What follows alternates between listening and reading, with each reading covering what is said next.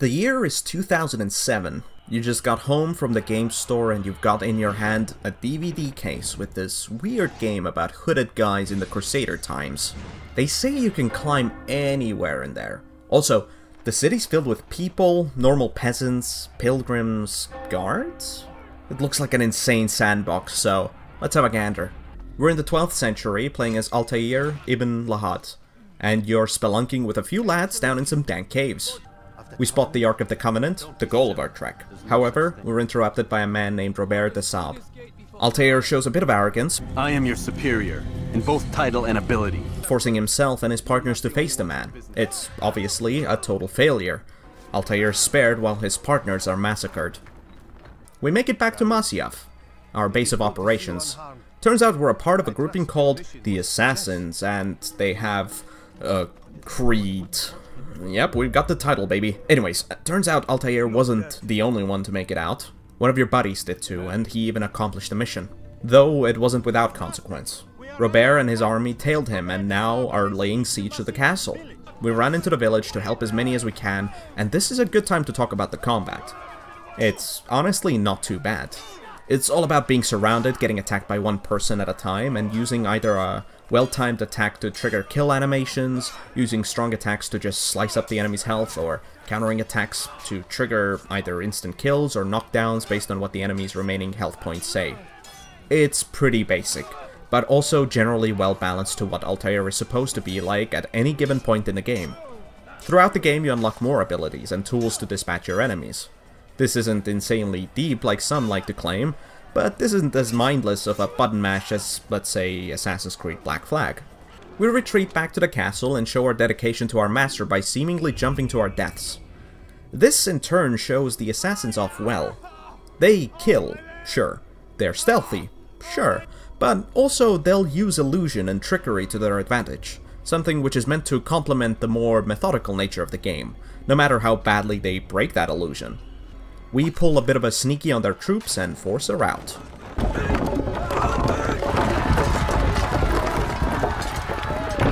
Altair, for all his failures, earns a wee bit of a stabbery to his belly.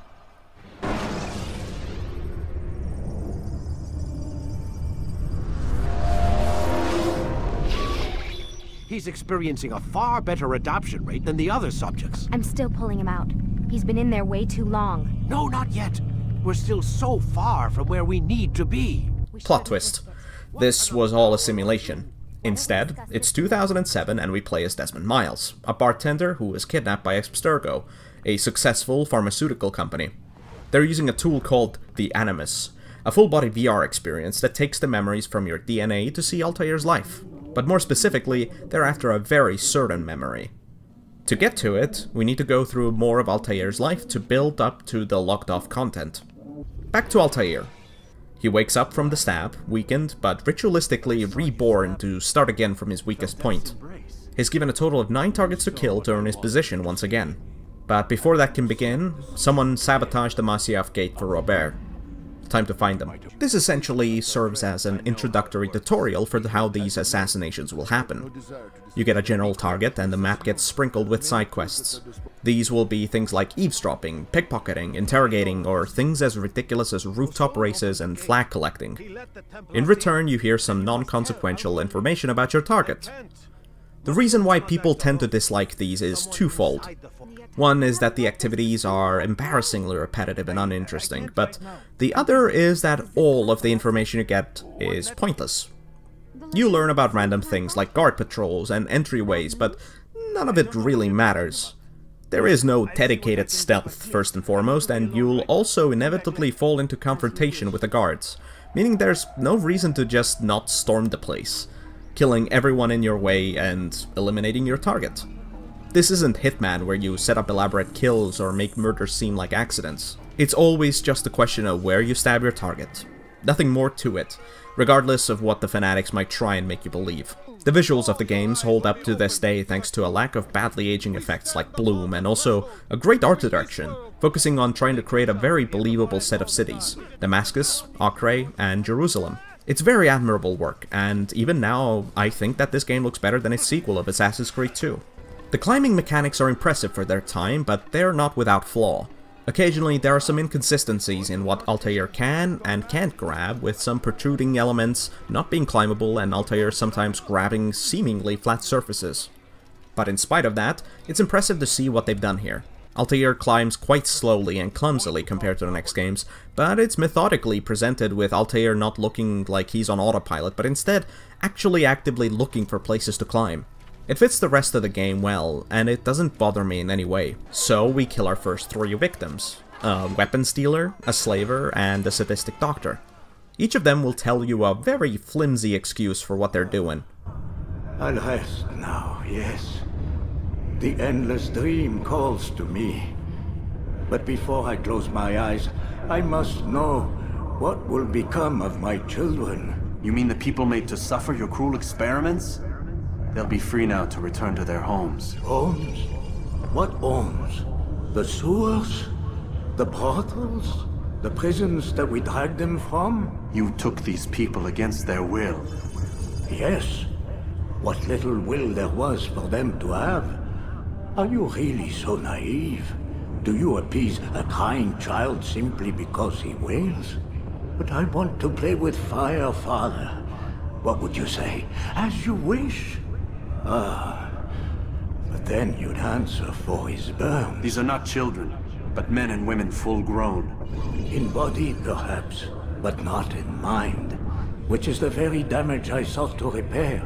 I admit, without the piece of Eden, which you stole from us, my progress was slowed. But there are herbs, mixtures, and extracts. My guards are proof of this. They were madmen before I found and freed them from the prisons of their own minds. And with my death, madmen they will be again.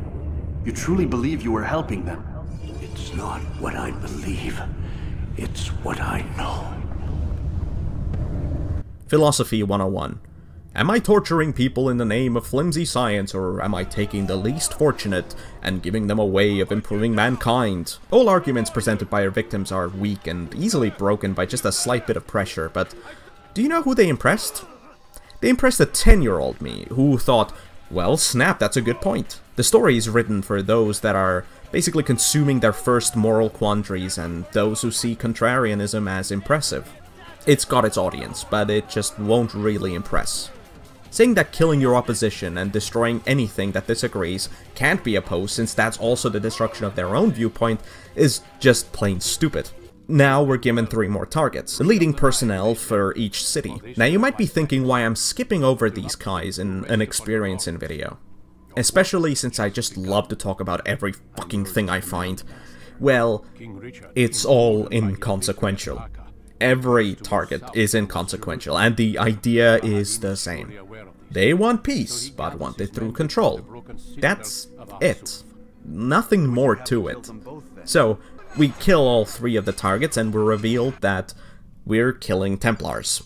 This reveals the overall conflict across all Assassin's Creed games. Templars versus Assassins. Control versus freedom.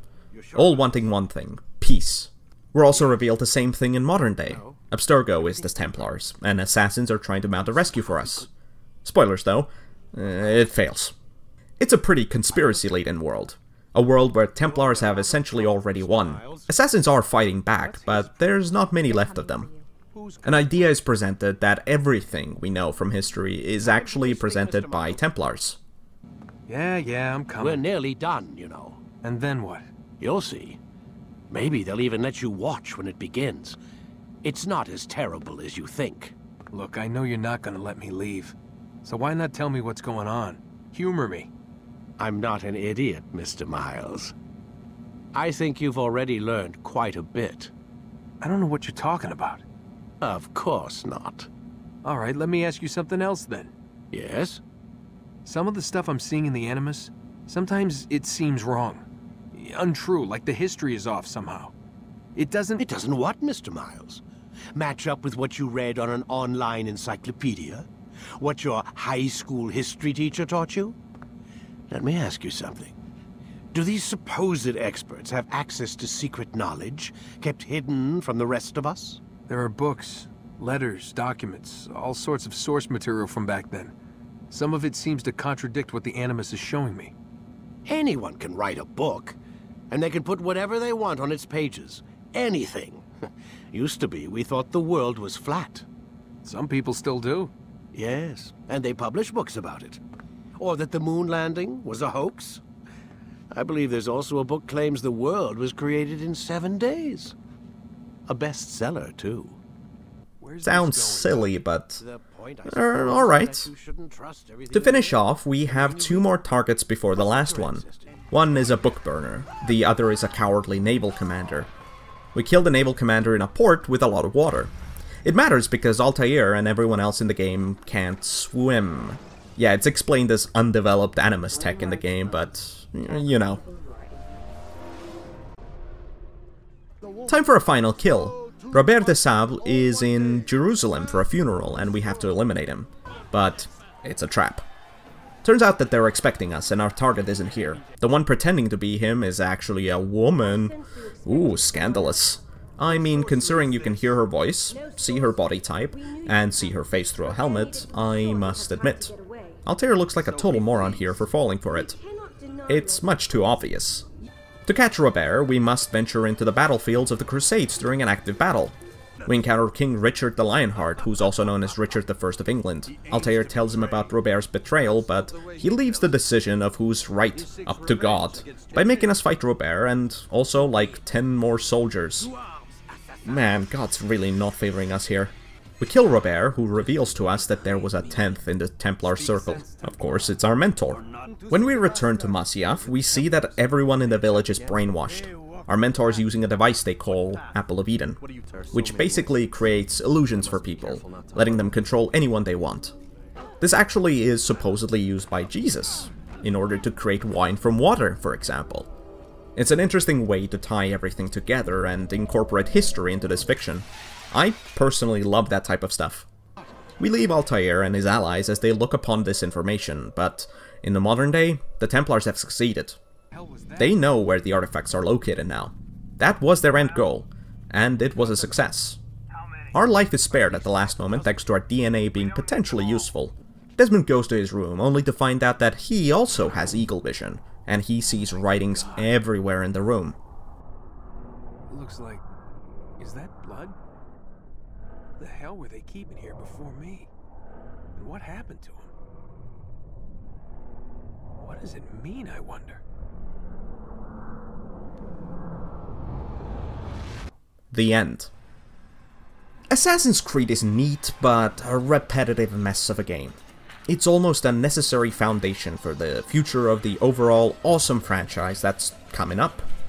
It tried to be a more tactful assassin experience, but it failed with its badly thought out assassinations and a general lack of options for the actual assassinations. Why go through an elaborate set of paths, when at the end of the day, you'll be committing just as public of a kill no matter what? The future games will take this idea to heart and create a much more bombastic experience and a much more action-packed assassin experience, and I'm more than excited to talk about those in the future. Thanks for watching.